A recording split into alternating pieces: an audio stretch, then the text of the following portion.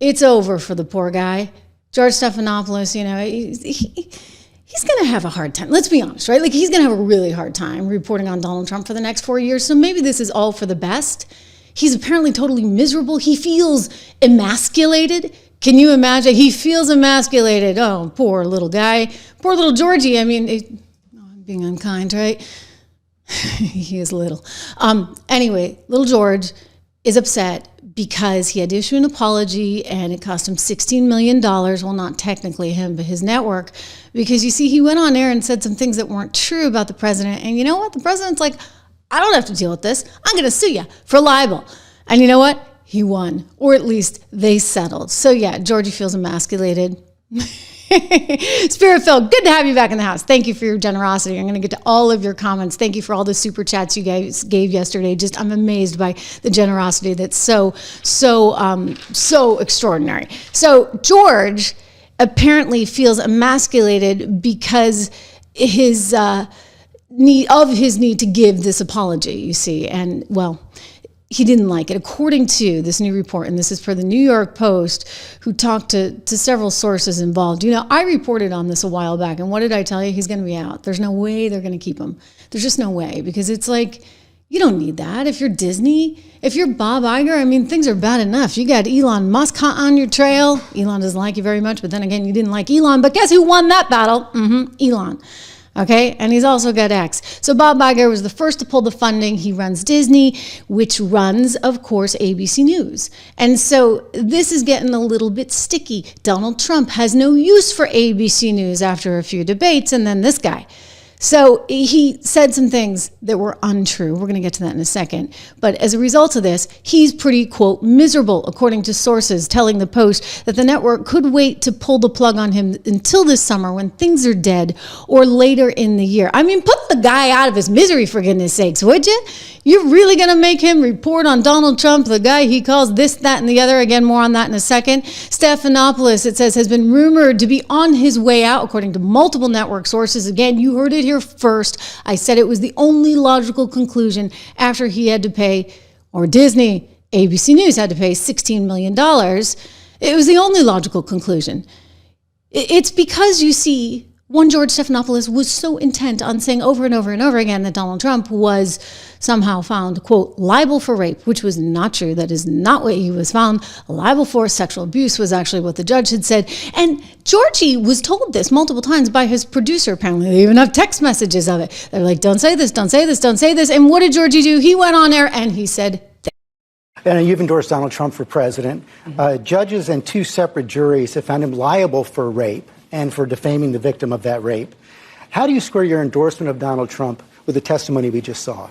Well, I will tell you, I was raped at the age of 16. And any rape victim will tell you, I've lived for 30 years with an incredible amount of shame. Okay, so just to point out, he didn't just say it once, he had to say it twice. And this is after his producers were like, no, don't say this. Please don't say this. Well, it resulted in a lawsuit. It resulted in a fine, or at least a settlement of some $16 million. $15 million going to the Trump Presidential Library, another $1 million for the lawyers, and Georgie feeling totally emasculated as a result. He had to give an apology to, not kind of pretty for George. So the expectation, and I'm just going to call it here and now, like, he's not staying. There's no way he's staying. They're not going to continue to pay that salary given what he's cost them, and the sort of capital loss or the equity loss that they're going to have with the White House having this guy in the seat. Which makes you wonder whether or not to themselves. But 87% support deporting criminal undocumented migrants. Yes, I don't know anybody in the world. I don't know anybody in the world who wants to keep the criminals. I don't know anybody. That's where we should be focused. Can I say something? Because you see, Whoopi Goldberg is also on thin ice. George Stephanopoulos is not the only one who's going to be out. It's expected that, Whoopi could be in kind of a tough spot too, which is one of the reasons you just heard her say, I don't know anybody who wants to keep the criminals in the United States. Well, except for Letitia James, more on that in a moment. So she's actually sounding as though she agrees with Donald Trump a little bit on this one. I think that is by design, shall we say. If you notice, The View is out with a whole brand new program. Oh, it's The View on weekends. I will spare you the promotion, but suffice it to say, Whoopi's not in it. Nowhere to be found. So they're going to be streaming now on weekends, but there's no Whoopi. Everybody else, the whole cast is there except for Whoopi, which makes one sort of conclude that perhaps there's a little contract negotiation going on. And maybe that was one of the things that they haven't been able to determine in the negotiation. But then again, maybe they're not even going to keep her at all. Maybe they're going to say enough is enough. Right? You've cost us dearly, lady. We don't need any more of this. We don't need the threat of Brendan Carr at the FCC taking away our affiliate licenses all over the country for all of these little O&O, not just the O&Os owned and operated, but all the little stations that we try and milk so that they get the privilege of having the ABC branding, and they have the privilege of carrying your show, Whoopi Goldberg, Joy Behar, Sunny House, and the rest of them. Disney doesn't need that headache. Bob Iger doesn't need that headache. Shareholders don't need that headache. So I would expect that George will be joined, shall we say, on his way out the door by one Whoopi Goldberg sometime in 2025, sooner rather than later for George. In fact, if you turn into This Week with George Stephanopoulos, I actually haven't seen him. I see Martha Raddatz. They're all circling the wagons, you see, because everybody wants the gig. There's a Jonathan Karl. Again, you've probably never heard of these people, but they're sort of mainstays at the network, and they want the job. David Muir apparently wants it, but he probably doesn't have much of a future after the incident with the very tight-fitting little, fire jacket. Remember that one? He was caught with a clothespin, pinning his jacket tight because, you had to just look so great while you're out there covering those LA wildfires. Oh, my goodness. So they get a bit of a mess going on. And none of it is any surprise. I would just say mainstream media is kind of doomed. And I think they know it. Which is why, we'll talk about this story a little bit later on, you have suddenly Fox trying to get back in on its action, back in on Megyn Kelly and Tucker Carlson and Bill O'Reilly, the people that they kicked to the curb. They want them back.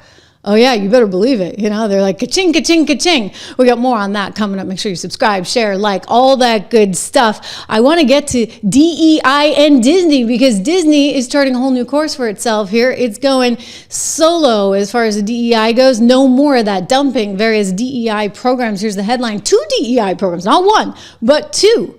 I mean, how many did they have, for goodness sakes? They're axing the programs for diversity, equity, and inclusion policies.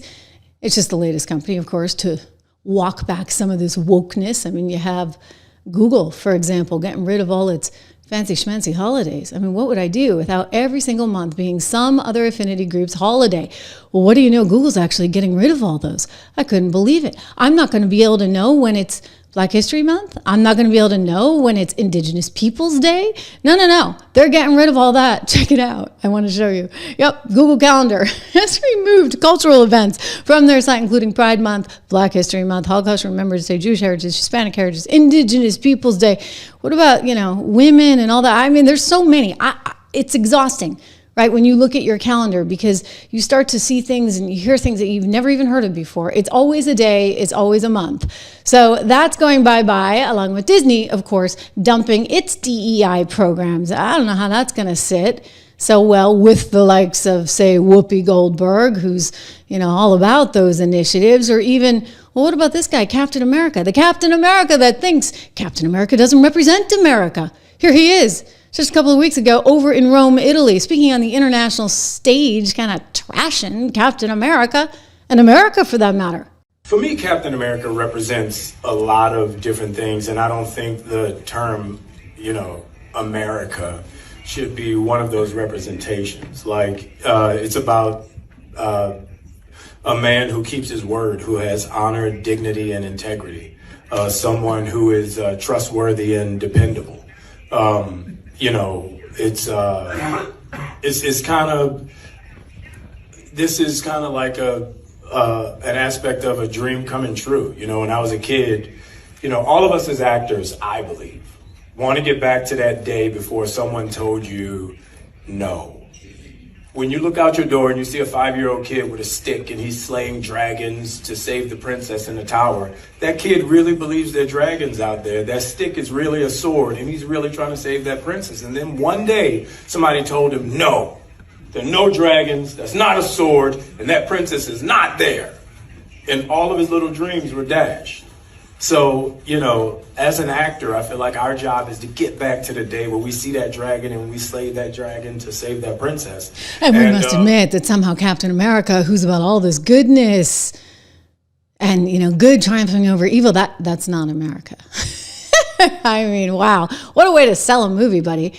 I think he knows he's on the skids. I mean, now the DEI program's out, he's got to actually deliver, like real box office delivery. And he was quoted recently, this is Anthony Mackie, the new Captain America, in Esquire magazine saying he doesn't know if he has a second or third or fourth movie. He doesn't know if they'll continue to develop his character because the movie needs to perform. And well, you know, that's the name of the game, right? We are a capitalist nation. You do work for a for-profit company, one Disney, that actually needs to make a profit on your stuff. Disney pulling back out of the DEI programs. It's Reimagine Tomorrow program, a big DEI push coming right out of the SEC filing, the 10K that they just put forward. The program had been seen as, quote, amplifying underrepresented voices and features some of Disney's DE&I commitments and action. Well, they're getting rid of it because, you know, apparently they were promising 50% of regular and recurring characters around the Disney universe. They would all come from underrepresented groups. Here's the executive speaking on it in March of 2023, sort of saying, hey, you know, we got to do this. Not anymore. And that was the thing that really got me, because I have heard so much from so many of my colleagues over the course of the last couple of weeks, in open forums and through emails and phone conversations. And I feel a responsibility to speak, not just for myself, but for them, to all of us. We had an open forum last week at 20th where, again, the home of really incredible, groundbreaking LGBTQIA stories over the years, where one of our execs stood up and said, you know, we only have a handful of queer leads in our content. And I went, what? That can't be true. And I realized, oh, it actually is true. We have many, many, many LGBTQIA characters in our stories, and yet we don't have enough leads and narratives in which gay characters just get to be characters, and not have to be about gay stories. And so that's been very eye-opening for me. And I can tell you, it's something that I feel perhaps had this moment not happened, I as a leader and me as my colleagues would not have focused on. And going forward, I certainly will be more so. I know that we will be. And I hope this is a moment where, the 50% of the tears, sorry, are coming. We just don't allow each other to go backwards. Okay. Well, sorry, honey. Apparently you're going backwards as far as that is concerned, because they're totally dumping the initiatives, which means that some of these characters, some of these storylines, some of these movies are going to actually have to stand on their own 2 feet at the box office, which is how it should be, right? I mean, just like George Stephanopoulos should not have that gig just because he's a Clinton crony, as he is and was. Don't forget, this is the guy that was like the Caroline Levitt, if you can imagine that. Good luck. The Caroline Levitt of the White House back in the day under Bill Clinton. So he was always spinning for the Democrats. That's all he's ever done. And then he went to work at ABC News, where he's masquerading around as a quote-unquote journalist with a capital J. I'm Mr. Stephanopoulos. Good luck with that one, okay?